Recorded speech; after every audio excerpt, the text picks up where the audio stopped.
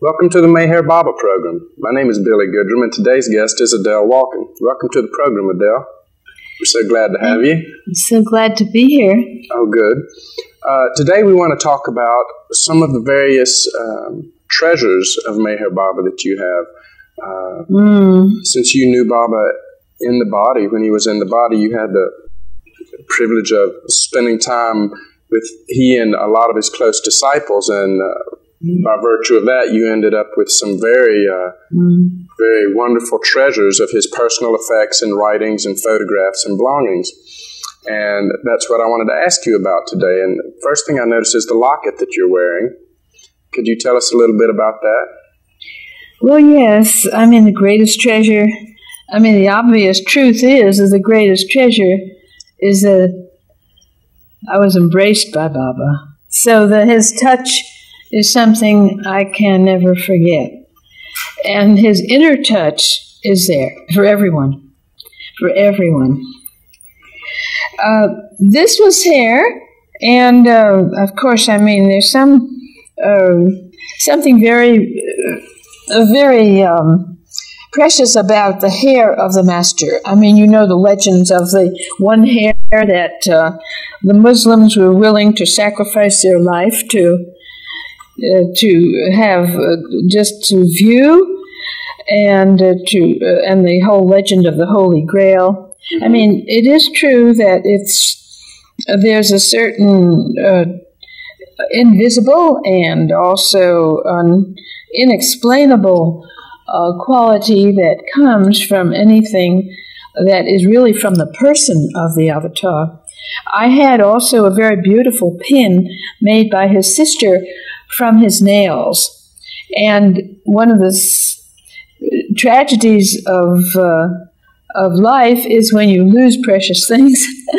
And I lost that beautiful brooch. But the other treasures that I have are something that was brought back from India, sent by, actually was brought with Baba in 1952 also. He has given gifts from his women disciples to the women here. Very often it was just to the women. Perhaps there were some gifts that went to men too. But the one that was given to me, that was offered to me, was from a little assortment of some, mostly jewelry, I think, that was sent by Mehera. And Mehera told Baba on one trip that he should remember that the ones that she designates for certain ones are to be given to those individuals. But when Baba came, he said, I deal with the planets and the universes and universal matters, but I just can't for the life of me remember which gift is supposed to go to which woman here. There were maybe there may be 20 women, something like that, that came to this particular sahavas. This sahavas is an Indian term, which means the company of the master. Well, how did you finally determine who got what? So, well, no, we never did. He just said, so just have free choice. So I picked a bracelet, and it was, there was something in me that always felt, that I was, that I had some connection with having been a slave maybe at some time. It did look like that. It looked like it was, I believe it was Peruvian bracelet. And it was very beautiful craftsmanship on it and artistry. And I still have that. Very beautiful. There are also, you have some photographs that Meher Baba blessed. Yes, well, those are, I would say, those are real treasures. There was quite an opportunity when I lived with the 3 women disciples in New York to be right on the scene when photographs would be sent to them. And then at that time, there was an arrangement where people could make a selection and order them, and that the photographs would be touched by Baba. Baba, when he sent many of the photographs from India, it was always stated that they were touched by him. So I have a beautiful collection of those. Yes, I do. At different periods of his work. So throughout the time you knew him, starting with your living with the disciples in New York. Yes. And when you were in India as well. Yes. And did he hand some to you personally? Well, no, but next best to that was like Mehera, his close woman disciple, or some of those other, his sister. They handed to me personally, signed with Baba's signature. And those are, of course, I treasure those very much. It was interesting that when I lived in the home with Elizabeth and Norina and Nadine, and helping in the care of Nadine, who wasn't well, I was in the room where there were some Baba photos, and also in the halls. It was a lovely apartment. And I would often see these photographs 3-dimensionally. They would just sort of project out. And I didn't think that was a phenomenon. I just thought everyone saw it that way. Oh, you didn't realize that they weren't actually 3-dimensional? Yeah. They're just photographs, but it just seemed to project out and take on a certain animation almost. I just thought that's the way it is with Baba photos. Well, they would certainly be charged. They're certainly charged. Now, the photographs that he signed for you, did he sign his name Meher Baba? Or how did he sign them? Yes. Or is Merwan as his given name? Yeah. No, I think they just always signed M.S. Irani. M.S. Irani. As Merwan Shariar. I think S stands for Shariar. Irani. M.S. Irani. Yes. And that is also true in my precious copy of God Speaks. God Speaks, and was that sent to you by Baba? No, yes, indeed it was. It was in those earlier days, there were relatively few. Now we have hundreds and thousands of followers, of course, throughout the world and all, and also in America it has increased enormously that people have had the grace to recognize him. But I had ordered in those days, I think I have like a pretty early copy of it. There was a set number distributed, so I have, and mine is marked inside. I just don't remember. It was the 41st or something like that. They were all numbered? They were all numbered, yes. And when did that come out? When did you receive that? Oh God, that's... I was at the 50s, wasn't it? It was definitely in the 50s, yes. And since then, there's been a new edition of it, which the disciples felt was necessary. Just a slight variation, not very much, but the charts are magnificent. And I had been asked by Baba to make sure I read it about 5 times.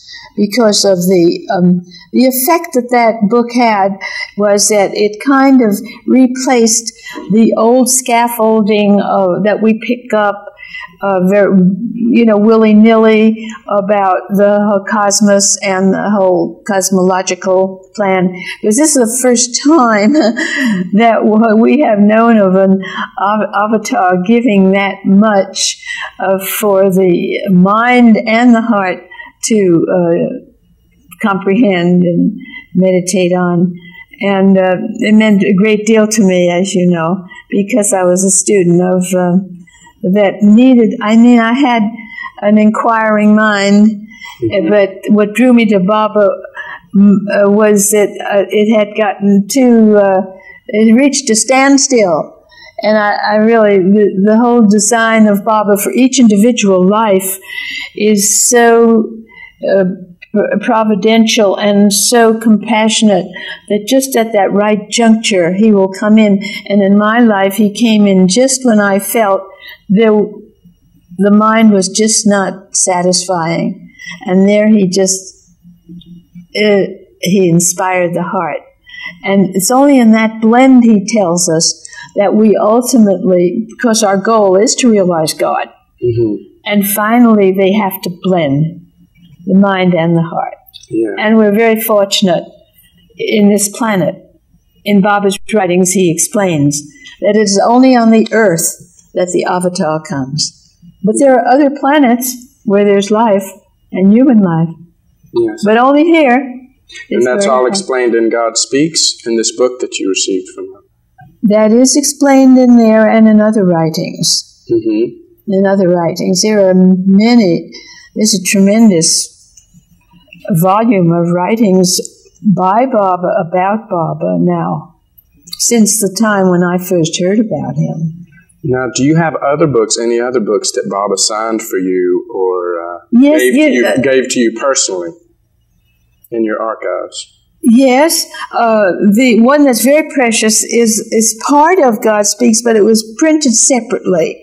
It's the Divine Theme.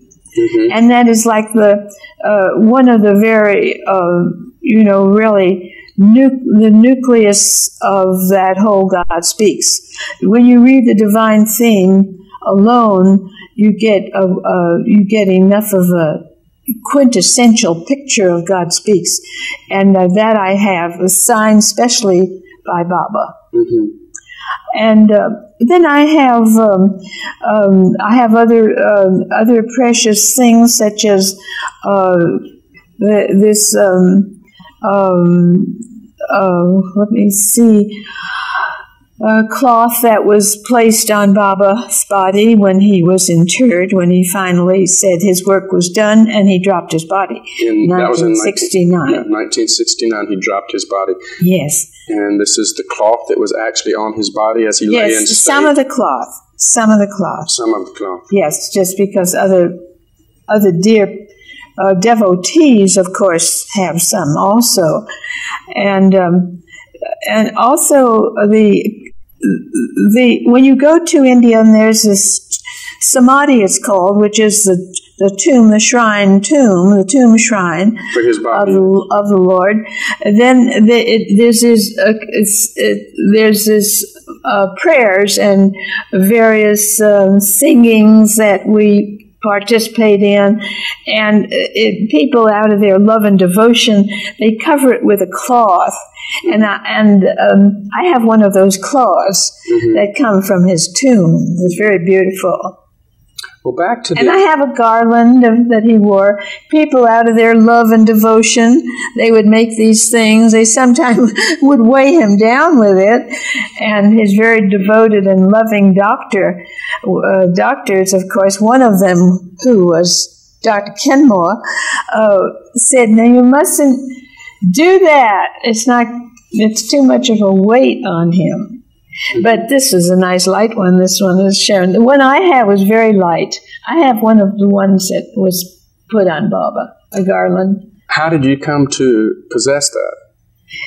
This was given to me by, I believe, either his sister, Mani, or one of his disciples. Was that, how long ago? Well, that's when I was there. I have so far made, I think, 5 trips back to India. But in 1962, that was my first trip. And I think it was then, either 62 or later, 70s, 80s. And I'm planning to go again. Back to the cloth that was actually on Meher Baba's body. Yes. He lay in state for 7 days. Yes. And I guess the cloth covered his body as disciples came from all over the world, and particularly hundreds and thousands from India came to view his body as it lay in state. And this is the cloth that it must be a supercharged piece of cloth. Yes, yes. Well, it is true. It's what's within the person as they see it. You know, it isn't that the cloth gives you any kind of elevation in your spirituality. I believe it has to come, this elevation of spirituality has to come through tremendous devotion and genuine service. And genuine service with Baba has to do with thinking of others and not of yourself so much. His emphasis for the West, he said, is what he calls karma yoga, which is selfless service. Because when I first came to Baba, I talked to different people who were following systems where they were trying to develop, as it were, powers. Some kind of demonstration of that would, which would of course bring out their own ego and bring out something which is something quite contrary to the way of the master when he's helping the chela, the disciple, to develop. He's trying to give one such consciousness that they know when their ego gets in the way. So it's the way of eliminating the ego, which brings in that funny story, Billy, which you know, when Baba was in England and the reporter was there interviewing him and asked him, what is your specialty, Master? And he replied, my specialty is the elimination of ego. But that's really what it amounts to, is that the people I would see that were trying to, advance spiritually, just didn't realize that it is through selfless activity that it happens. His grace descends. His grace descends. Well, that's how we know love. The goal is, he is love personified. He is love personified. And so that love which he is, you want, because there's nothing more. And he says, my first message from Baba, God alone is real. Nothing matters but love for God. All else is illusion. And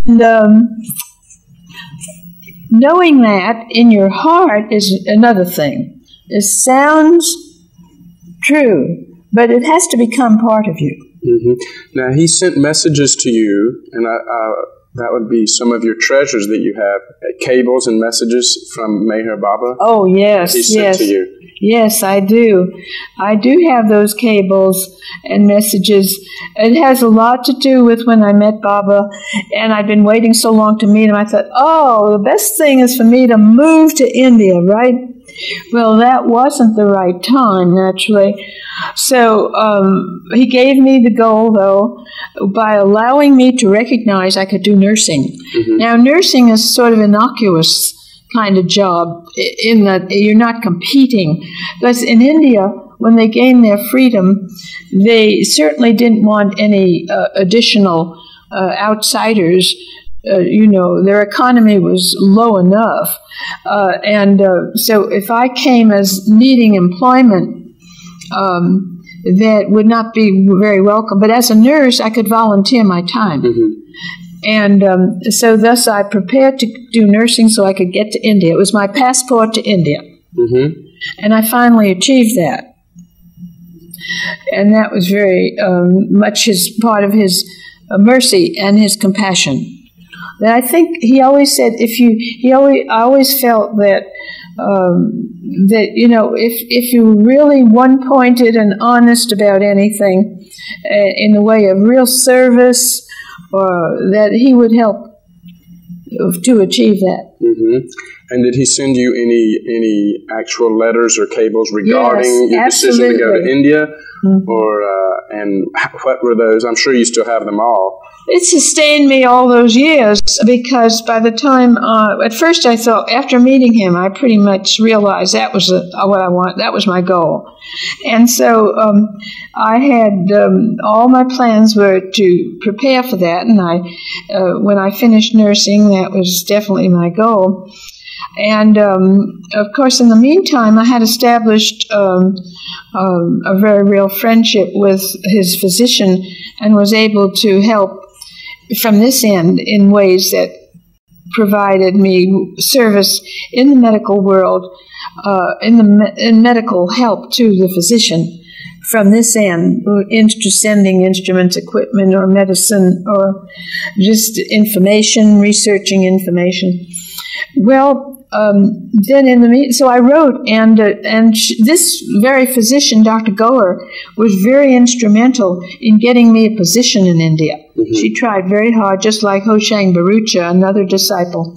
So all this and Baba knew about it, because whatever I would send to the close disciples with whom we had correspondence would be read to him. That was his practice, not just for me, but when Baba was in the body, the amount of coverage he had on all of the souls drawn to him is unbelievable. There's no way of describing what the God-man can do. But he did want to know my correspondence, yes. And it would be mentioned in the following letters. Baba heard your letter and this and that. So I have a lot of letters of that precious sort.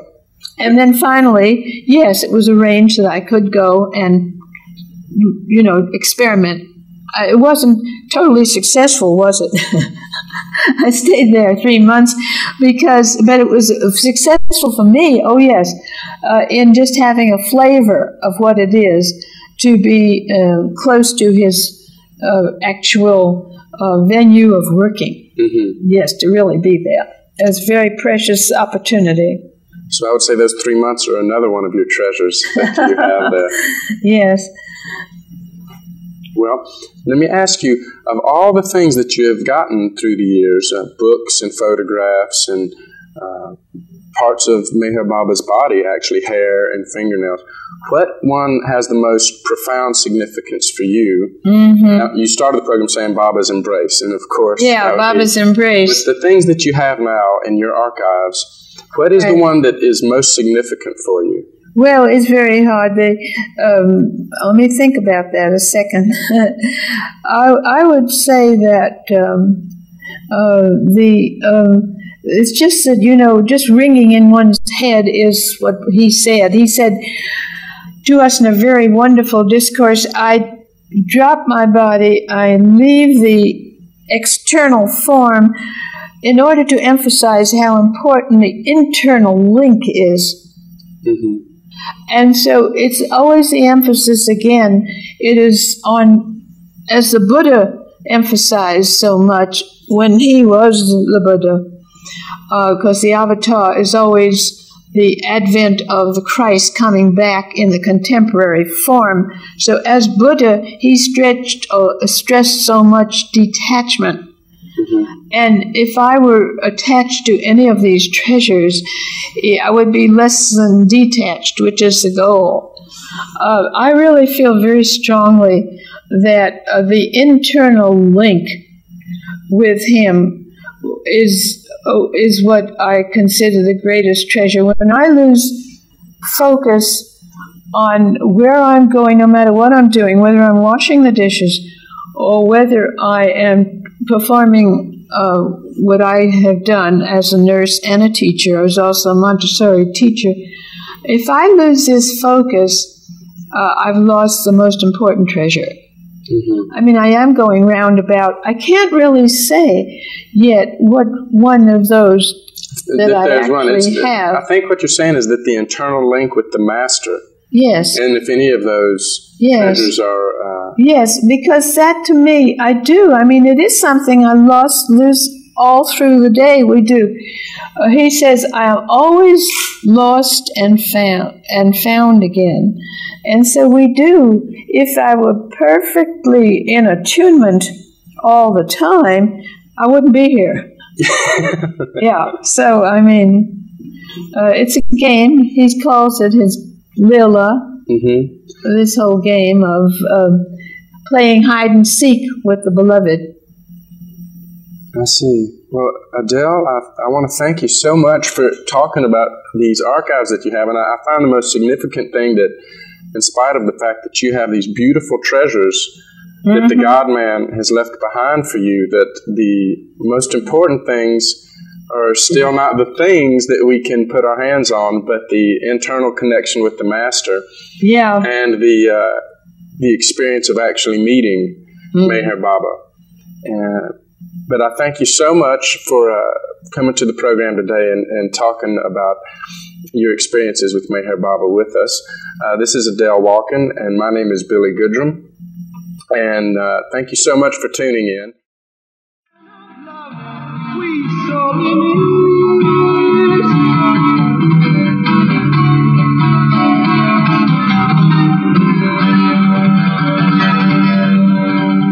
Always were, always are, and always will be. You are the ancient one, the highest of the high. You are Prabhu and Paramaneswar. Beyond God, beyond God are you. You are your son, Ilahi, and I love. Yes,